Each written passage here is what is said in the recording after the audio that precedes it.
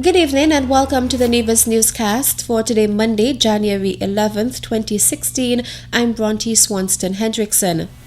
As he flew back to the cold climes of Canada on Friday, January 8th, Prime Minister Justin Trudeau returned with the warmth of the people of St. Kitts and Nevis and the memorable experiences of a wonderful private family holiday spent in the beautiful Twin Island Federation of St. Kitts and Nevis.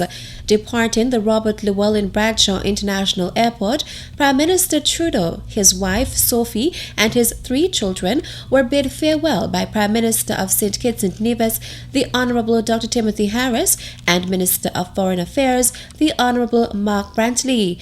After a 10-day holiday on Nevis at an undisclosed location, Prime Minister Trudeau expressed that he had a wonderful time in the Federation and will be back.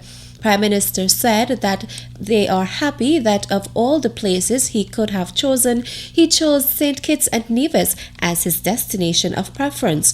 It shows that St. Kitts and Nevis is on the world map, and when the discerning traveler wants to take a vacation, he or she chooses St. Kitts and Nevis. It brings back fond memories of the long relationship that St. Kitts and Nevis has enjoyed with Canada, and we are hoping that history will rebound again to a stronger bilateral relationship between the two countries and peoples, Prime Minister Harris added. Prime Minister Harris said that his government is trying to persuade the Canadian government to restore the visa-free access to St. Kitts and Nevis, as a number of reforms have been undertaken to restore the integrity of the citizenship by investment program. He said that he had spoken to Prime Minister Trudeau at the Commonwealth Heads of Government meeting held in Malta in November of last year, and upon his arrival in St. Kitts and Nevis for his family vacation. Both Prime Minister Harris and Minister Brantley underscored the strong relationship between St. Kitts and Nevis and Canada. Canada is a long-standing ally of St. Kitts and Nevis, and we feel that the fact that he chose St. Kitts and Nevis demonstrates that Canada is still a good friend, and so, for our purposes, it is a good springboard to engage in further discussions with Canada as we try to deepen and widen our relationship, Minister Brantley said. The University of the West Indies UWI Open Campus Nevis site on Thursday, January 7th, hosted its first public event for 2016. Here is more in this report. Isabel Byron, coordinator of the UWI Open Campus Nevis site, chaired the proceedings, using the opportunity to thank the Social Services Department's Gender Affairs Division for partnering with the UWI Open Campus to host the event, which took the form of a lecture. Byron also introduced the presenter, Anthony de Jong. De Jong is the Director of Resource Mobilization in the Strategic Partnerships Division of the United Nations Entity for Gender Equality and the Empowerment of Women, UN Women. He delivered the public lecture titled The United Nations Sustainable Development Goals in Relation to Gender. One area is ending violence against women. The World Health Organization has calculated and determined that roughly 1 out of 3 women is a victim of some form of violence during her lifetime. It can be sexual violence, it can be domestic violence, psychological violence, many forms of violence, and they are very hard to deal with because most of these forms of violence take place in silence, and we are very much still dealing with a taboo subject that people prefer not to talk about and not to deal with. This applies for families and also for churches and also for governments. It's a very sensitive subject. That's why I'm happy when I was traveling around in Nevis today to see that at least some of these forms of violence, like violence against children, are being addressed on billboards and public service announcements, and I think it's very good to increase awareness thereof. This is just one of the areas that UN Women works on, De Jong said. When you look at the world as a whole, you see that only 17% of parliamentarians and politicians are female. 17%. About 20 years ago, that percentage was only 8%. So it's growing, but very, very slowly.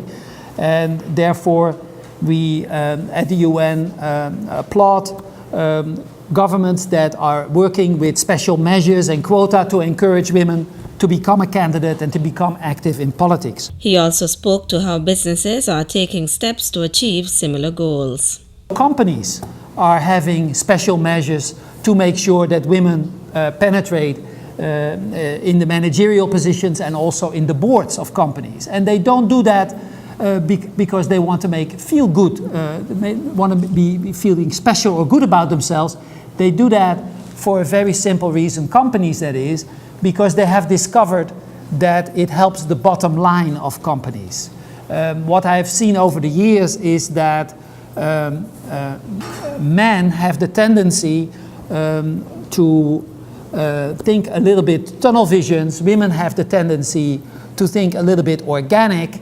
And when you combine those two, you have the most successful companies. The Sustainable Development Goals are holistic and influence others, De Jong pointed out.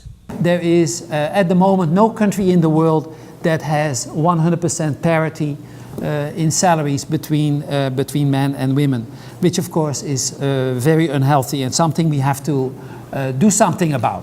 The UN has the Women's Empowerment Principles that are also easily findable on the net, and we invite private sector enterprises and companies to sign on to these women's empowerment principles. And one of the items that a company has to comply with when it does sign up is to make sure there is no more pay gap between the two genders. De Jong also discussed the UN's He for She campaign, which was started a year and a half ago.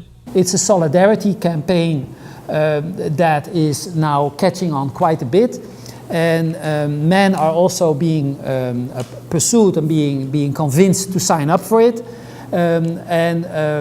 this is, I think, very important that men are showing and expressing solidarity with women and also being very active in the raising of children in the household.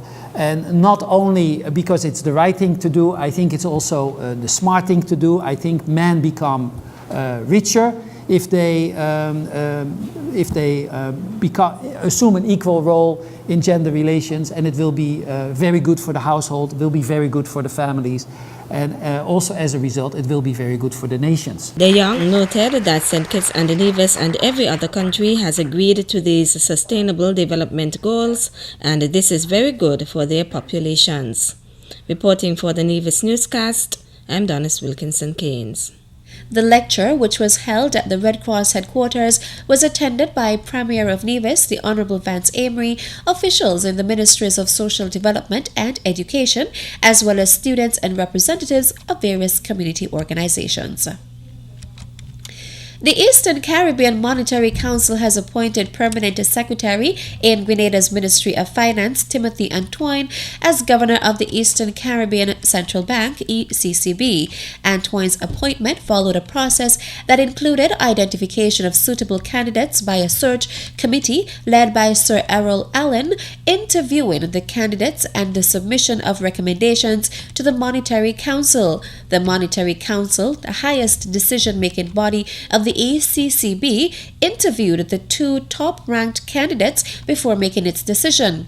In welcoming Antoine, Victor Banks, Chief Minister of Anguilla and Chairman of the Monetary Council, noted that Antoine is an outstanding Caribbean professional with a clear vision for the ECCB and demonstrated commitment to the development of the Eastern Caribbean Currency Union, ECCU.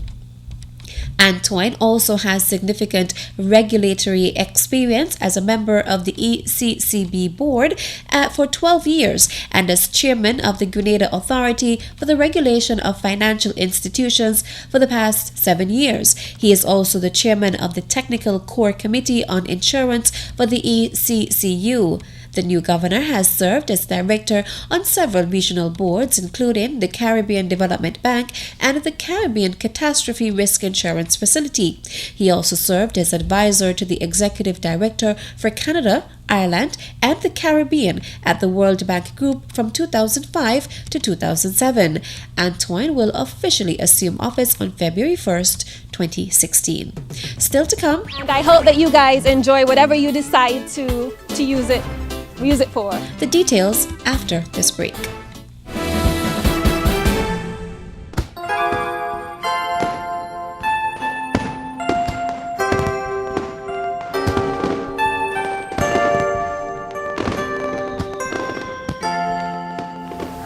Time is like a flowing river. No water passes beneath your feet twice. Moments never pass you by again. Here's to the new year and all the promises and hopes it brings. Hope each day brings you showers of joy and surprises. May your new year be blessed with peace, love, and joy. Sending heartfelt wishes with joy that never ends. May happy times and warm memories brighten your new year. Counting my blessings and wishing you more. Hope you enjoy the new year in store. May God bless and protect you for 2016. So cherish every moment that life gives you. From all of us here at the Department of Information, have a wonderful new year!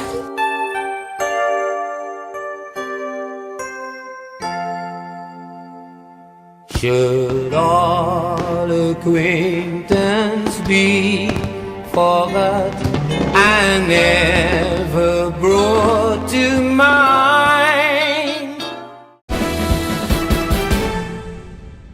Welcome back. The Maude Cross Preparatory School on Friday, January 8th, received a donation from Miwizen.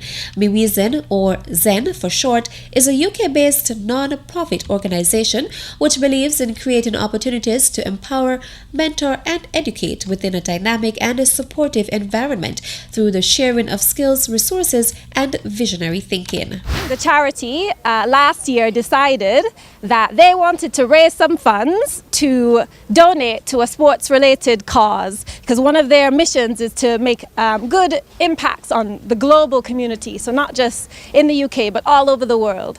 So my sister, actually, Ashley Paris, who used to go to this school, convinced them that a good place to donate any money that they raise would be the Maude Cross Preparatory School, and they thought that was a great idea. They thought, yeah, let's donate to the school in Nevis. So last year, everybody in the charity Zen took part in a charity run, a cross-country run, 5 kilometers.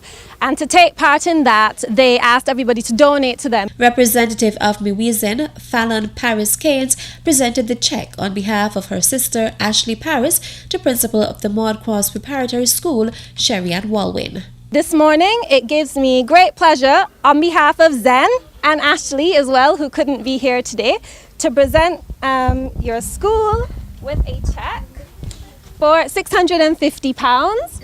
And I hope that you guys enjoy whatever you decide to use it for. Principal Walwyn accepted the check and thanked Paris for her donation.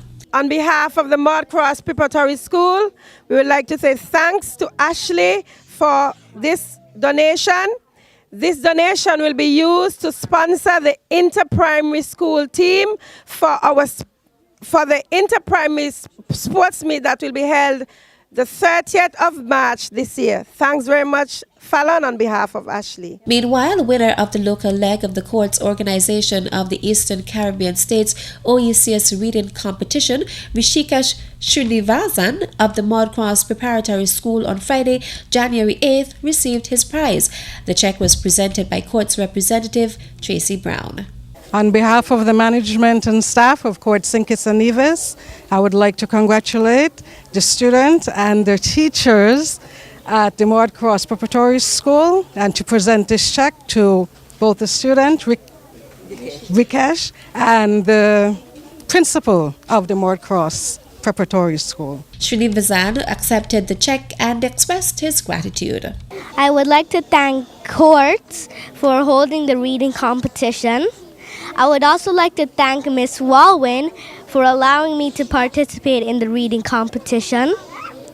I also want to thank Miss Williams, Miss Grant, and Miss Taylor for helping me prepare for the reading competition, and last of all, my parents for encouraging me. Principal of the school, Sherry-Ann Walwyn, also expressed her appreciation. On behalf of the school, I would like to say thanks to Courts for this presentation of $2,000. We are very grateful for it, And I can assure you it will be used for something very good. And it is because of Rishikesh why we receive this money. So Rishikesh, thanks very much for participating. And on behalf of the Education Department, I will also like to thank them for including us in this reading competition. Education Officer Amelita Elliott wished Srinivazan best of luck in the regional competition, which will take place in Dominica. Rishikesh will also be participating in the Caribbean competition in Dominica later, either the end of this month or in February. So on behalf of the school and the department, we want to wish Rishikesh all the best and hope that he's the overall winner in the OECS. And that's how we conclude tonight's presentation of the Nevis Newscast. Thank you for viewing. I'm Bronte Swanston Hendrickson. Good night.